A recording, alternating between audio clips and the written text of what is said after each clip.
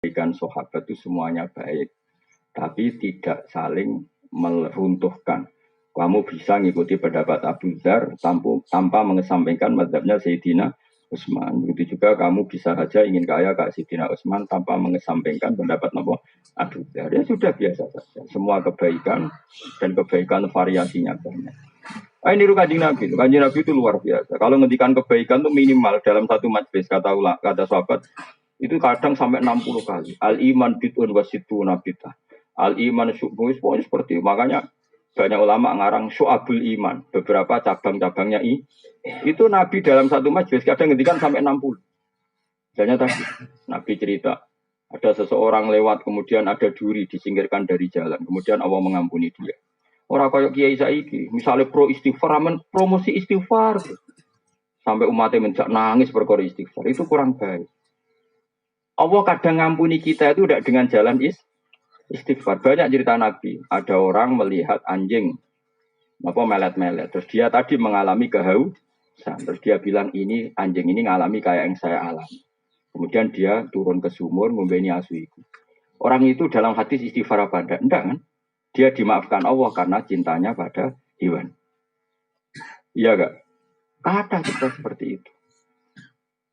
Ada orang rumah yatim. Itu Nabi enggak cerita sisi istighfarnya. Ana wa kafilul yatim gahatini fil jannah. Saya dan yang rumah yatim fil jannah. Nah ini kalau kita hanya ngomong istighfar tok akhirnya umat istighfar tenanan nangis tenan tapi medite ra karuan. Mergo yang penting istighfar ini apa-apa. Enggak bisa seperti itu. Maka kalau kamu jadi mursyid, suatu saat kita jadi mursyid, kamu harus ngomong. Nah apa ngajak istighfar ngomongnya jujur. Bonggo istighfar sareng-sareng nggih, niki bagian dari kebaikan. Tapi nginjang sing wolowo tetap lomo. Sing medit dilereni medite maksudnya. Sehingga orang tahu bahwa istighfar itu tidak segala-galanya. Coba Nabi nak ngedikan gimana coba? Wa'at bi isayyatal hasanata tamquha. Kira bar ngamal lelek nglakoni keapian. Enggak ada di hadis wa'at bi isayyata al istighfar, enggak ada. Di Quran juga gitu. Wa yadrauna bil hasanati sayyi'ah. Setiap habis elek apik. Misalnya aku bar ngenyek Fauzi elek. Lo langsung getut, gak lek ganteng. Tapi nak iso wae tambah elek perkarane ngenyek jebule muni ngene. Tapi secepatnya. Paham apa? Secepatnya wa'at bi sayyi'atal hasanata tamhu. Misalnya gue baru ngeritik wong mukmin. Orang mukmin Indonesia itu tidak maju, tidak dinamis, tidak kayak di Singapura. Biasanya narasumber kan. Bangsa kita, gue itu pemalas, tidak kayak orang Singapura. Dari seminar gue guri. Engkau udah dong Singapura, apa nang Indonesia? Narasumber sembrono. Nah, nak bar ngomong ngono kok dene nanti di rumah ngerasa salah. Wah, saya ini kok mengkritik bangsa sendiri. Kudu langsung, ya Allah, semua keburukan saya tadi tak tanggung saya. Dan semua yang saya kritik, saya salahkan. Jadikan itu kafarah mereka. Jadi yang namanya kebaikan itu diantaranya istighfar. Tapi tidak semua dosa bisa kamu hapus dengan istighfar. Kayak misalnya, kayak diutang wong. Terus rabuk sahur tapi astagfirullahaladzim.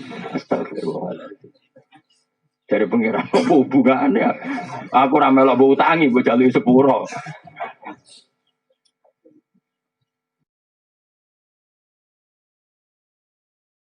Nabi itu kalau ngedikan kebaikan itu sampai 60 item, menurut saya 60 napa? Item. Wa imatatul adza minator kan al iman gini, a'laha la ilaha illallah wa adnaha imatatul adza anit thariq. Terus ngendikan gitu. Tasaddaku, wis sedekah walau fir sana satin, sanajan to sikil wedhus.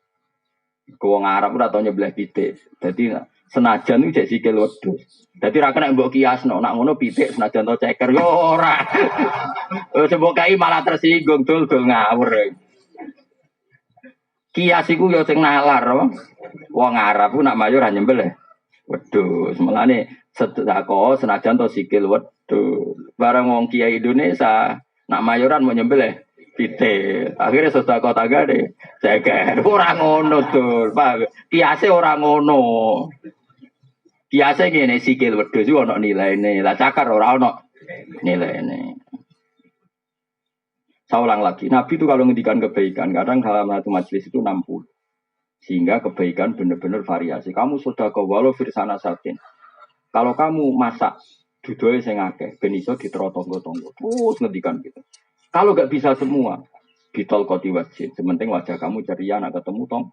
Jadi terus di kalimatin thayyibah dengan kalimat tutur sapa yang baik. Dan itu ya nyuwun sewu menyebut istighfar itu hanya di antara.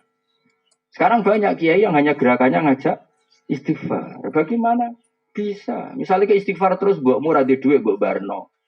Wis ngerti sirahe ngeluh ra butuh kok obat. Astagfirullah, astagfirullah. Cok aku sirah kula astagfirullah. Nah itu resiko tasawuf tanpa fikih. Makanya kacau, tatanan menjadi. Tapi yang benar kan enggak. Ibumu tuh obat, periksa no. Kemudian bersamaan dengan itu kita masih istighfar karena kita tidak pernah sempurna iso ngelakoni hak-haknya ibu. Kalau cat dalam kulon namun kali, cat dalam ibu 5. Padahal saya punya tamu banyak ngaku kiai. Ibu kulo wis sepuh karena tadi enggak boleh seorang anak punya candalem lebih banyak timbang ibu karena ibu itu harus spesial. Saya berkali-kali ngomong supir saya, pokoknya nak ibu tindak rasa pamit. Supaya spesial, seorang tua itu, nak dulurku, kudu pamit. Bukan karena saya ingin mendedak, supaya beda. Bahwa kelasnya ibu itu beda dengan dulur. Tapi nak ibu rasa pamit, kan kunci di bawah supir. Oh, nanti isen tenan. Isen itu gara-gara ngajak kiai, kiai tenan. Kita ajak lu ngomong asem. Pikiran gue lagi nganggo mobil, nggak ada acara. Coba bareng ke omah, mobil kurang. Tapi kalau biasa kaidahnya gitu ya sudah. Yang berdua tiga ibu. Jadi saya punya sekian aturan. Misalnya ini tahadus bin, saya punya sekian uang. Bilang dalam ini khusus ibu, nggak usah pamit.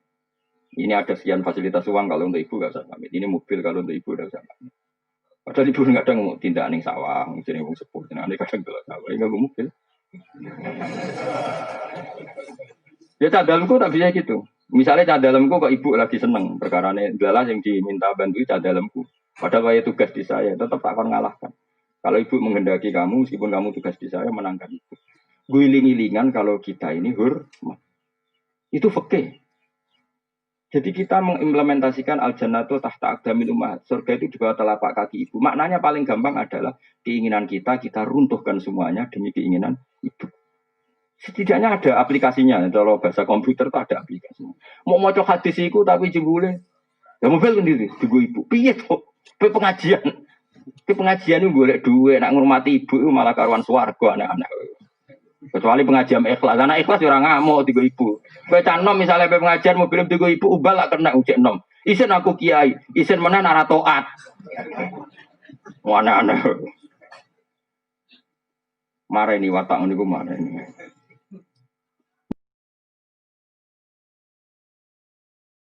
Maka fikih itu penting karena itu yang bisa bikin standar, apa? Bisa bikin apa?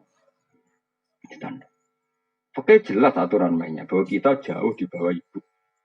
Sehingga wujudkan dalam aturan hidup itu tadi misalnya khusus ibu nggak usah pamit.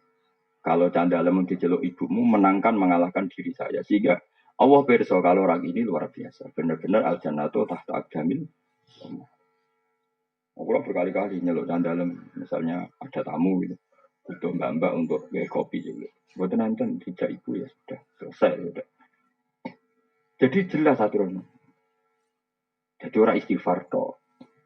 Ya jelas ya aturannya pangeran seperti wa yadrauna bil hasanatis sayyi'ah. Setiap kesalahan kita tutuli, kita hapus dengan kebaikan. Kesalahannya wong utang ya. Nyaur.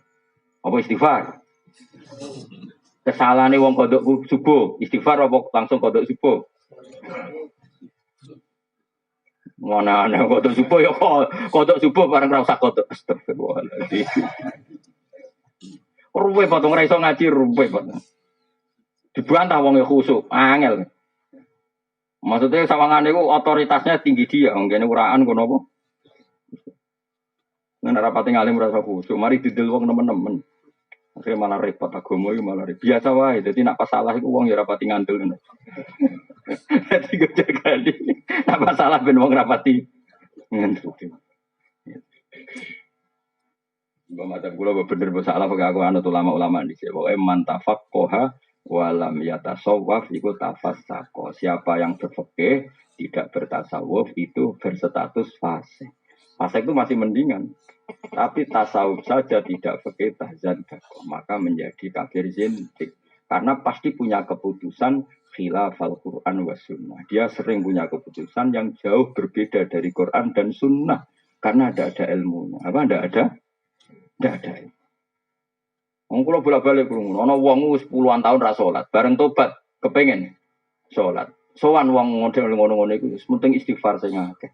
Bar saiki. Bareng sowan aku yo tetep wis ngene ae, pokoke tiap salat ping pindho jeng yo.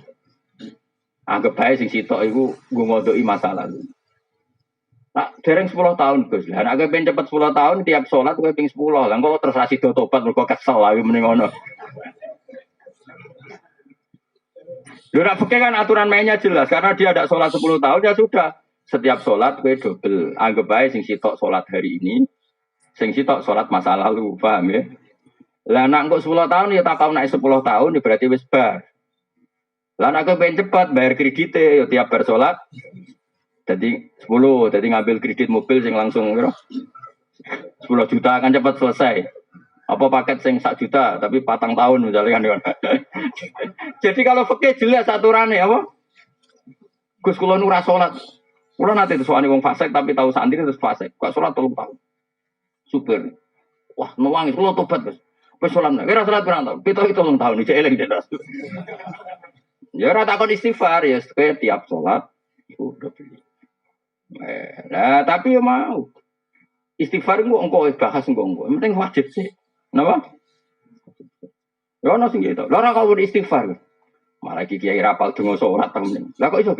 Lah anggere julus binas saja ten namne Rabbil firli warhamni. Lah rumah samu iku gak istighfar. Wong salat. Kadang kiai kok ora pokok istighfar Gus. Lah nek pas lungguh binas saja ten muni piye? Apalam salat piye? Rabbil firli. Lah iku mbok anggap donga apa? Donga sugihan. Jadi agar julus beda saja, kan otomatis begini. Lalu tunggu istighfar atau tunggu sugihan.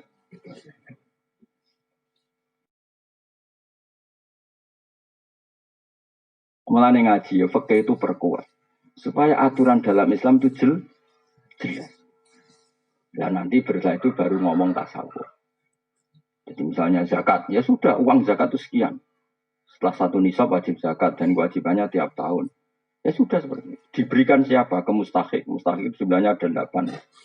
Sudah jelas, detail. Lalu orang 8 ini kalau nggak ada ya diberikan yang ada. Kan dulu partai itu 8. Lama-lama kan tinggal 2 misalnya.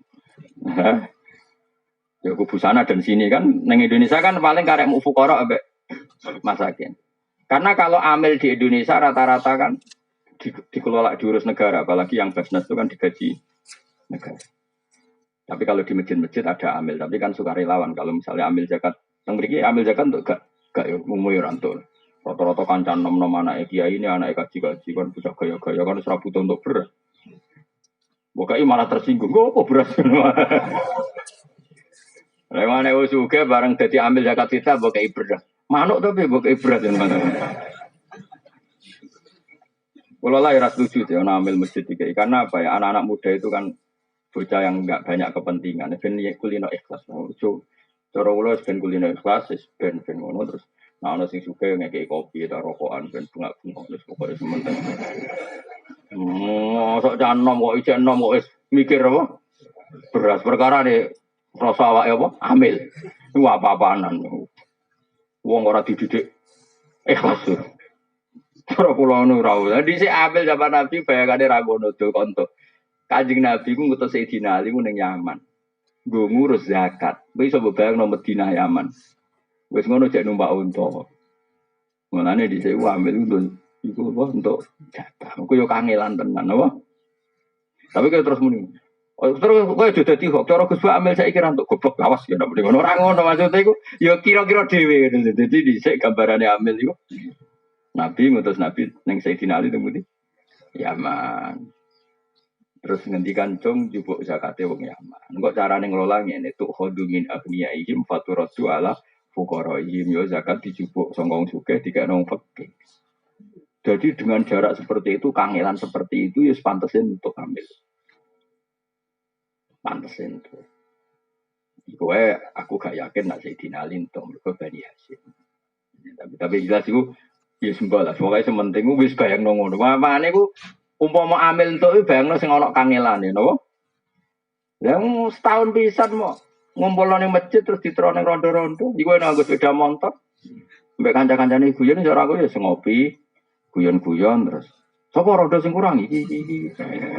Ya sing ngono bariku wis ngono apa? Kok terus gue beras 2 kilo mulai. Apalagi anak-anak muda biasanya kan lebih ikhlas kan nggak berarti banyak apa kepentingan, ada banyak mikirnya sudah lah harus. Jadi kecuali kangelan, nah iso aja lah, soalnya nah iso. Di Indonesia gimana? Kalau ambilnya bener-bener kayak kemarin saya punya temen pengurus zakat di Riau. Nah itu kalau setuju untuk tak takoi zakat di mana? Dia itu ikut lembaga zakat. Itu dari Kepulauan Riau yang kota itu dikirimkan ke pulau-pulau Rio kecil yang dalam layaran itu sampai 1 jam 2 jam.